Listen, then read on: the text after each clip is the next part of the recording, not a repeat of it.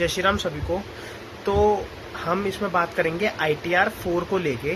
तो ITR 4 में हमारा जो एलिजिबिलिटी है वो क्या क्या है कि इसमें एक सिंपल से एलिजिबिलिटी है कि अगर आपकी टोटल इनकम सबसे पहले तो 50 लाख के अंडर होनी चाहिए, ठीक है।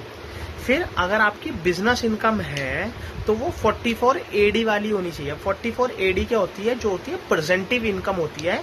मतलब कि अगर आपकी कोई छोटी मोटी दुकान है, आपका बिजनेस है और आप पर्चियां नहीं काटते या अपने बिल नहीं बनाते तो आप प्रेजेंटिव बेसिस पर अपनी इनकम को शो कर सकते हैं। या फिर आप जैसे आपकी प्रोफेशनल इनकम है तो वो 44 AD में आती है। फिर आपकी एग्रीकल्चर इनकम है जो कि अप टू 5000 तक ही है। फिर अगर आपकी कैपिटल गेन में लॉन्ग टर्म कैपिटल गेन है अंडर 112A जो कि शेयर्स पे होता है या म्यूचुअल फंड पे जो आपको गेन होता है वो अप टू 1.25 लाख तक ही।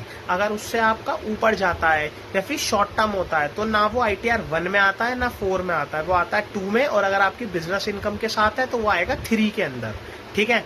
ऐसी जो भी चीजें इसमें नहीं आ रही और वो बिजनेस इनकम से रिलेटेड है, मतलब बिजनेस प्रोफेशनल है या बिजनेस करने वाला बंदा है और उसकी जैसे एग्रीकल्चर इनकम 5000 से ऊपर है तो वो 3 में चले जाएगा, ठीक है। तो ये तो उसकी एलिजिबिलिटी की बात हो गई। अब रही बात कोई चेंजेस आए हैं क्या, तो चेंजेस एक छोटा सा चेंज आया और सब कुछ सेम है।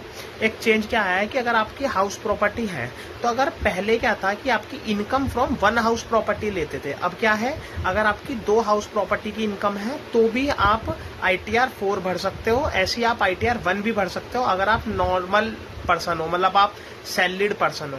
और ये किस किस को भर सकते हैं? एक तो रेजिडेंशियल इंडिविजुअल को, या फिर आपकी पार्टनरशिप फर्म है, या आपकी HUF है। LLP वाला इसमें अलाउ नहीं होता, ठीक है। और ऊपर से एक चीज बात और होगी कि हम ये आगे ये देखेंगे कि एग्रीकल्चर इनकम जो है वो 5000 है या 5000 से ऊपर है तो कौन कौन सी ITR आप भर सकते हैं। ITR 1 में डालें, 2 में डालें, 3 में डालें या 4 में डालें। ऐसे हम long term capital gain, short term capital gain या कोई और कैपिटल गेन के बारे में भी देखेंगे, ठीक है। तो ये हम नेक्स्ट वीडियो में कवर करेंगे, ठीक है। जय श्री राम।